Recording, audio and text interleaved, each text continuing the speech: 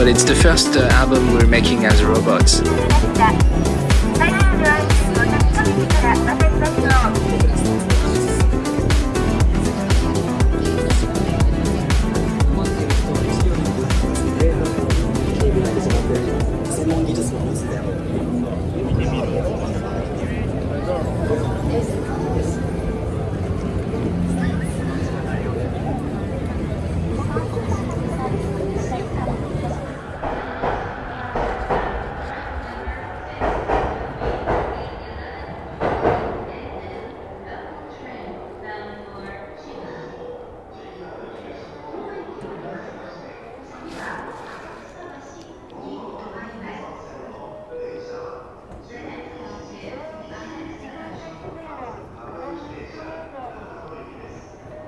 Je vais bientôt sortir de la gare de Akihabara, la JR Station, pour arriver à l'endroit où j'avais découvert pour la première fois Tokyo, le centre-ville de Tokyo, il y a plus de 20 ans, 25 ans en arrière.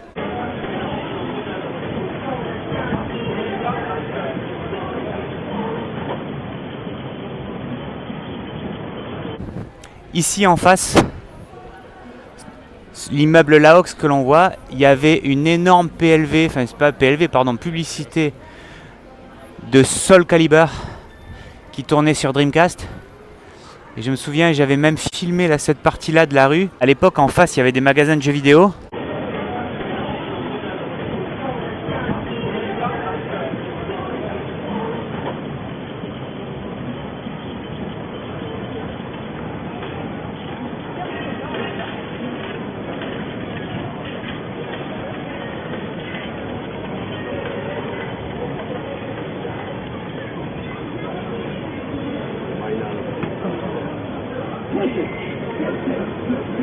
Il y avait des magasins de jeux vidéo.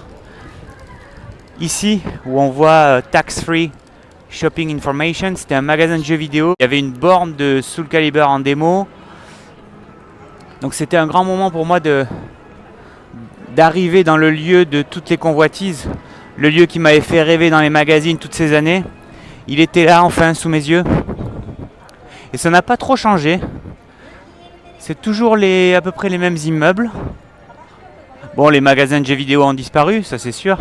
En tout cas, il y en a encore des magasins de jeux vidéo, mais c'est plus ce que c'était. Mais ça reste quand même pour moi toujours émouvant de revenir dans cette rue. Malheureusement, la salle d'arcade de Sega, la mythique, n'existe plus. Il y a toujours les petites allées parallèles à l'avenue principale. Là, en face, ce que l'on voit, c'est la grande avenue de Akihabara. Mais il y a une petite avenue, il y a une petite allée ici qui est vraiment, que j'adore, qui est vraiment super sympa, avec beaucoup de magasins d'électronique.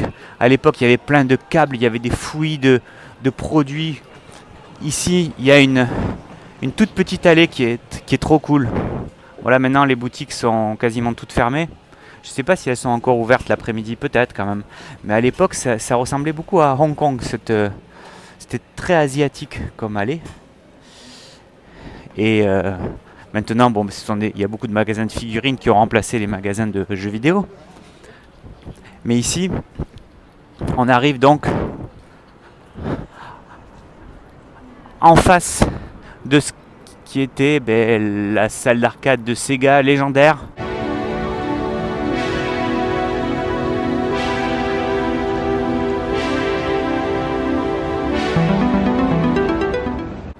Alors ils ont essayé de garder quand même quelques codes couleurs, notamment le rouge et le bleu. Ça reste quand même une salle d'arcade, mais là c'est vraiment pas comparable avec ce qui se faisait avant. Mais on va quand même faire un petit tour dans cette salle de jeu pour voir s'il n'y a pas un petit jeu rétro type Outrun. Là on est sous le pont vert légendaire de Akihabara. Et donc là en face, à l'endroit où on voit marqué Géomobile maintenant, l'ancienne verte, il y avait un des magasins les plus connus de Tokyo à cette époque-là, enfin fin des années 90. Je crois qu'il s'appelait Medialand, je suis plus très sûr. Mais en tout cas, c'était un magasin qui était très connu parce que chaque étage il y avait une console. Alors je me souviens, il y avait l'étage Mega Drive, l'étage Saturn, l'étage PlayStation.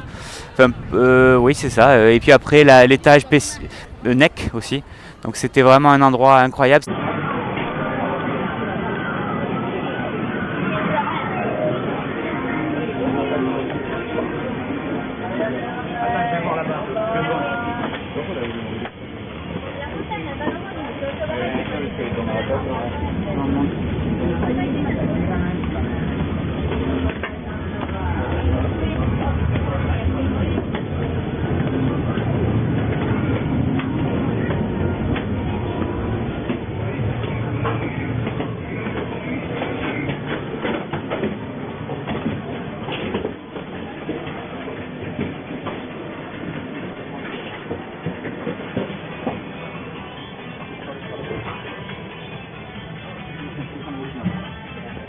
Tiens, au PV. Vous voulez prendre une cuillère?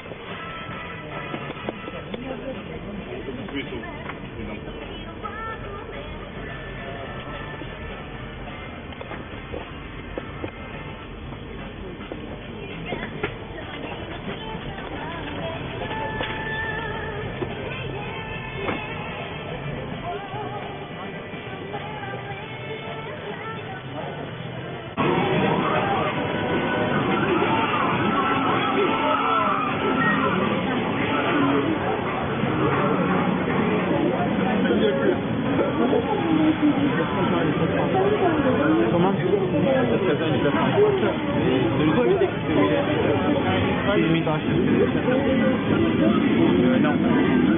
De l'autre côté aussi.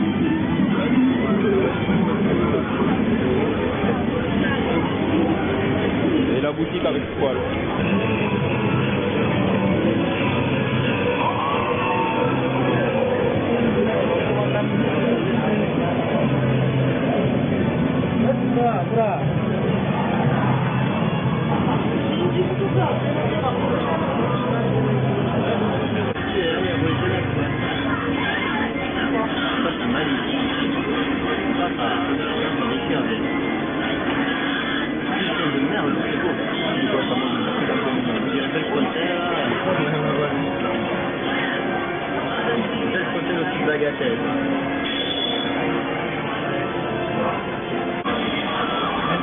De la bande son parce que c'est oh là là. On bloque à sec là.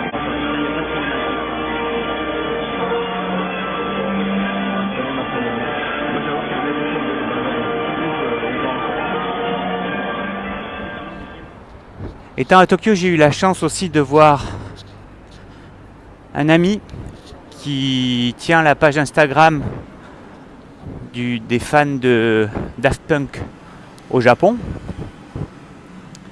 Et là, on va arriver dans la rue dans laquelle les Daft avaient fait des photos, je crois peut-être même une vidéo. On les voyait avec leur masque de robot, avec tout leur matériel qui servait à illuminer les casques à l'époque. Donc nous, on a eu la chance de faire ça avec des casques modernes qui ont un équipement très léger, mais à l'époque, eux, ils avaient galéré à marcher dans cette rue avec tout leur matos.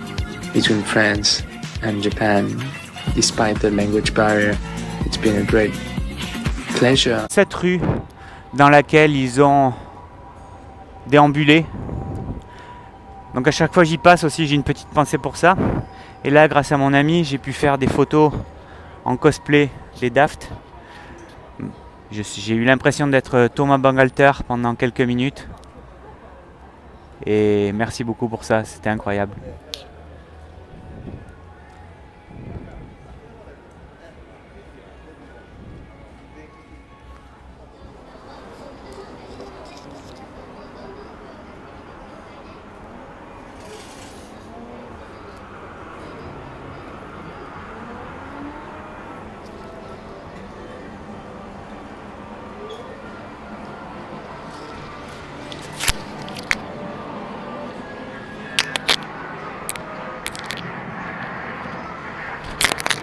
Alors voyons s'il y a un petit peu de jeu rétro ici. Ah, déjà je vois des choses intéressantes. Une borne de Crazy Taxi. Ça c'est cool.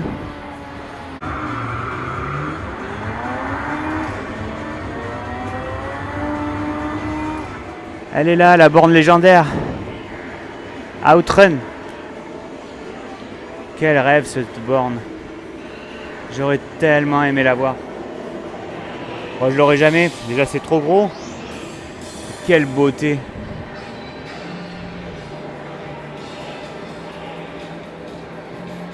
Là il y a vraiment des belles choses. Hein. Radmobile aussi.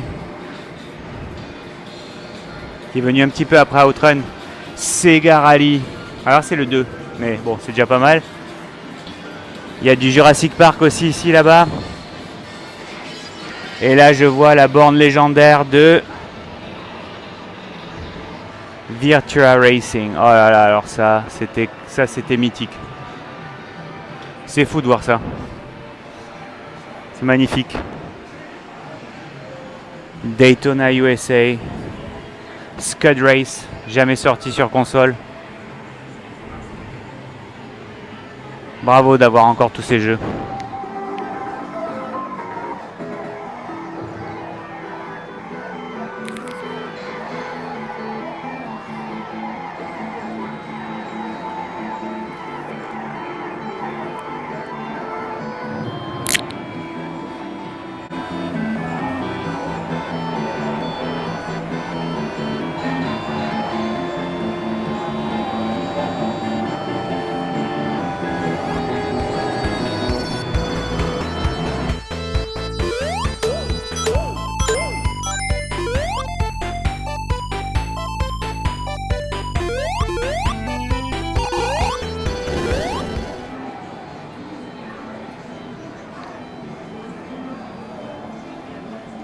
Là, il y a Afterburner dans le fond.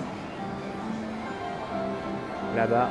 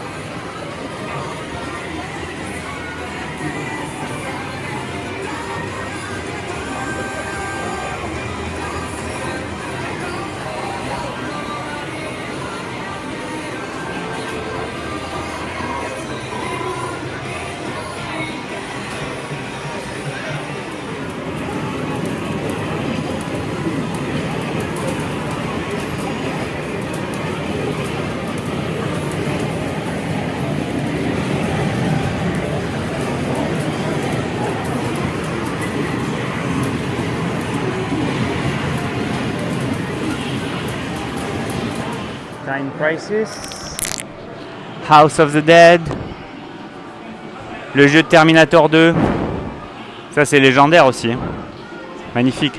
Alien, bon bien sûr toutes les bornes de Street Fighter, c'est magique ça aussi de voir tout ça. Sur les bornes mythiques de Sega, les Astro City, Mais il y a même Virtual On. Moins connu, mais pour ceux qui ont eu la Saturn, un jeu vraiment mythique. C'est absolument génial de venir ici. C'est trop beau. Metal Slug, Puyo Puyo.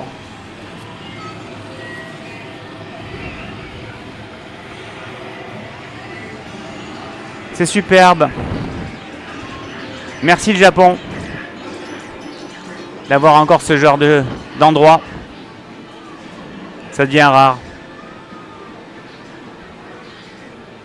Tellement content de voir la borne de Dance Dance Revolution à Tokyo, à Akihabara. Ça me rappelle tellement de bons souvenirs. Moi, j'avais acheté sur Play 1 les tapis lors de mon premier voyage au Japon, qui m'avait encombré de façon assez problématique dans ma valise. De voir la borne là, ça fait quelque chose. Surtout que j'ai reçu dernièrement la version mini de cette borne, qui est vraiment incroyable. Alors je vais l'allumer.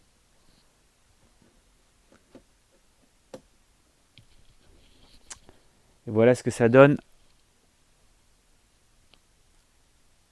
une fois allumé.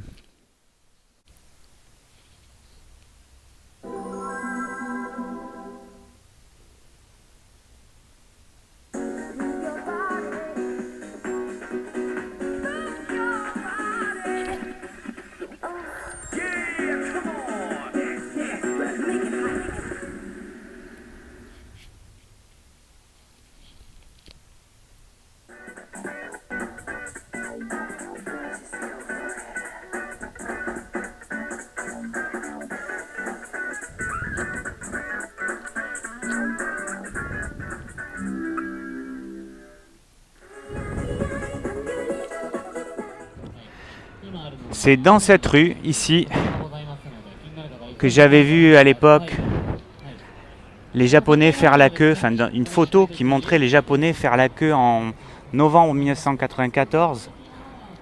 Toute cette rue-là, il y avait la queue pour acheter la Sega Saturn qui venait juste de sortir. Je ne sais plus si c'est Joypad ou Console Plus qui avait fait un reportage là-dessus. Et donc on voyait cette immense queue. Ça paraissait fou pour nous de penser qu'on pouvait acheter cette console que moi j'attendais tellement. Et il faisait la queue pour aller dans ce magasin qui était ici à l'époque. Là. C'était un magasin Softmap. Alors je ne sais plus s'il était ici ou je crois qu'il était un tout petit peu plus loin encore. Donc la queue faisait donc toute cette rue et elle remontait jusque là pour espérer avoir la Saturn, parce que c'était même pas sûr qu'ils puissent l'obtenir parce qu'il y avait eu des restrictions à la sortie car Sega manquait de composants pour produire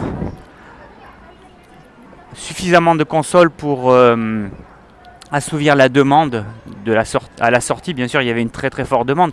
Alors, il y avait une très très forte demande de toute façon, puisque la console sortait en même temps que la conversion de Virtua Fighter sur la Saturn, qui était très attendue au Japon. Et c'est donc dans ce quartier que s'est installé Super Potato, qui est devenu un des magasins mythiques de Akihabara. Pour la petite histoire, ce magasin, le premier était ouvert à Osaka, dans le quartier de l'électronique d'Osaka, l'équivalent de Akihabara mais à Osaka. Moi j'avais sympathisé avec le patron de ce magasin avec qui j'avais fait une sorte de partenariat pour lui acheter de la marchandise à l'époque où j'étais grossiste en jeux vidéo. Et quelques années plus tard, ils se sont installés à Tokyo.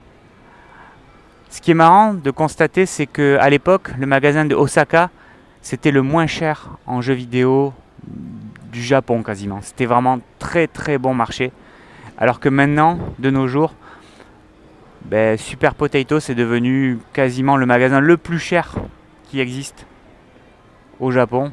Alors bien sûr, il y a des magnifiques jeux, des pièces de collection, mais c'est devenu totalement inabordable. C'est quasiment un musée maintenant.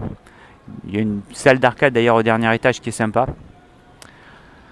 Voilà aussi, ça c'est moment de nostalgie quand je vois ça. Donc voilà, l'entrée dans ce petit...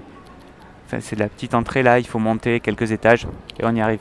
Mais là aujourd'hui, je me dirige vers un autre magasin qui a ouvert récemment, qui s'appelle Bip et qui est très connu par tous les amateurs de rétro gaming. Très connu aussi parce que il y a énormément de jeux, il y a même des ordinateurs japonais, donc des jeux pour ordinateurs japonais de type X68000, MSX. Donc voilà, il faut connaître, on le trouve pas forcément facilement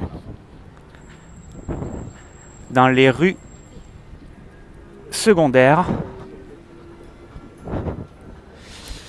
Et je vais aller voir si je trouve des petites choses sympathiques. Tiens, au passage, on passe devant Mandarake, ici. Un autre magasin qui a ouvert assez récemment comparé aux autres Mandarake. Au début, Mandarake c'était à Shibuya. Hop. 3, 2, 1, go. C'est un marathon. Regarde, tout le monde se croise. Ce petit Paul. Voilà, on voit comment gueule. Mortel.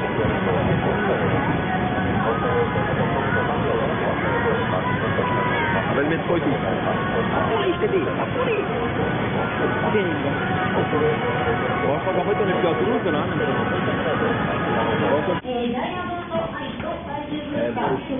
En fait, le magasin de jour qu'on a indiqué. Ça, c'est Mandarake. Allez, c'est bon, monte.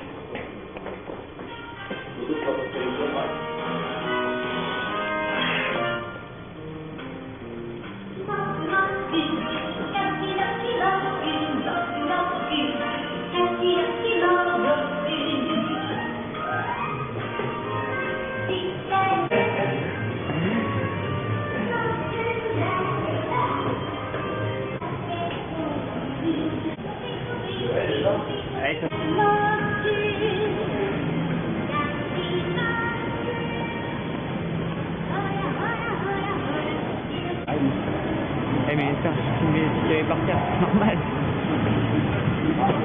Yes, Pepsi Man.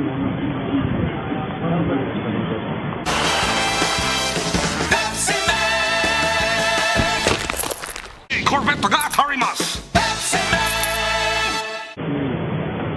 Ah, nous on dit pareil que les Japonais.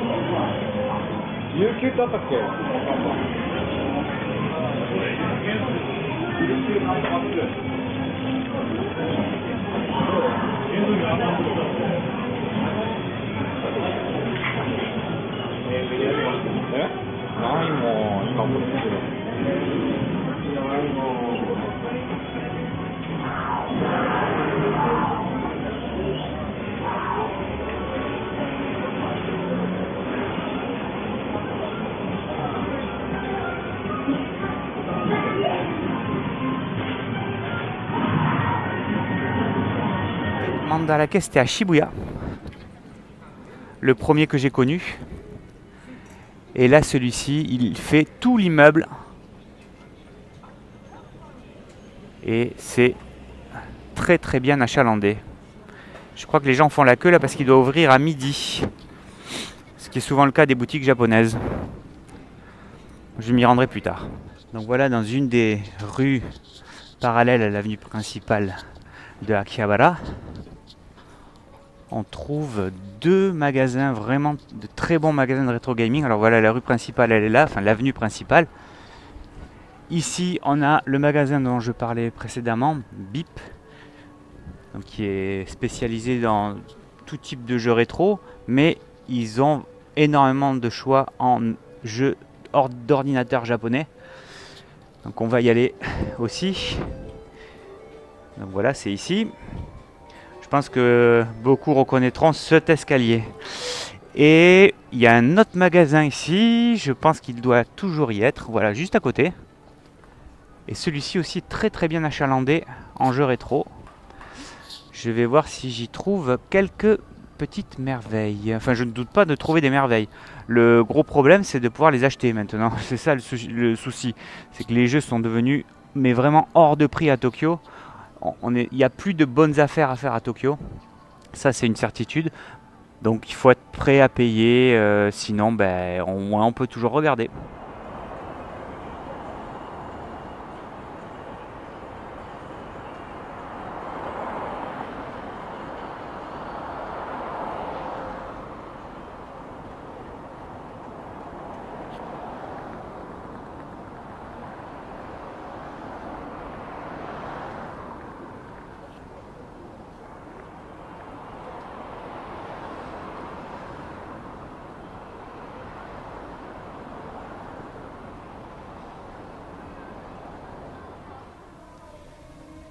Je suis un peu essoufflé là, je viens de monter 8 étages à pied. J'en peux plus pour avoir cette vue. Cette vue de Akihabara, encore une fois, avec ce fameux pont vert dont je parle régulièrement dans les dernières vidéos que j'ai faites. C'est un quartier qui pour moi signifie tellement de choses. C'est le premier endroit que j'ai eu envie de visiter au Japon. C'était celui dont parlaient les magazines de jeux vidéo parce qu'à l'époque tout se passait ici. Les sorties de jeux vidéo, c'était là où on voyait les photos dans les magazines, les sorties de consoles dont je parlais aussi précédemment. Ce fameux train aussi là qu'on voit passer. Il est tellement beau. On voit Softmap aussi dans le fond. Une chaîne de magasins que j'adorais quand je venais au Japon il y a 20 ans parce qu'il faisait beaucoup d'occasions pas chères du tout. Donc voilà, cette vue, ça symbolise tout ce que j'aime au Japon. Avec aussi là les passages piétons où les gens se croisent, un peu comme à Shibuya ou Shinjuku.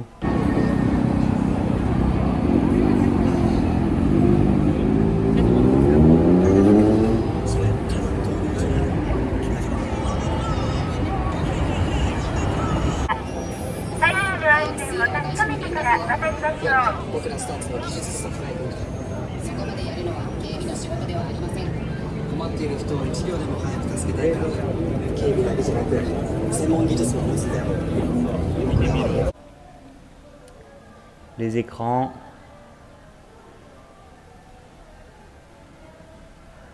Voilà.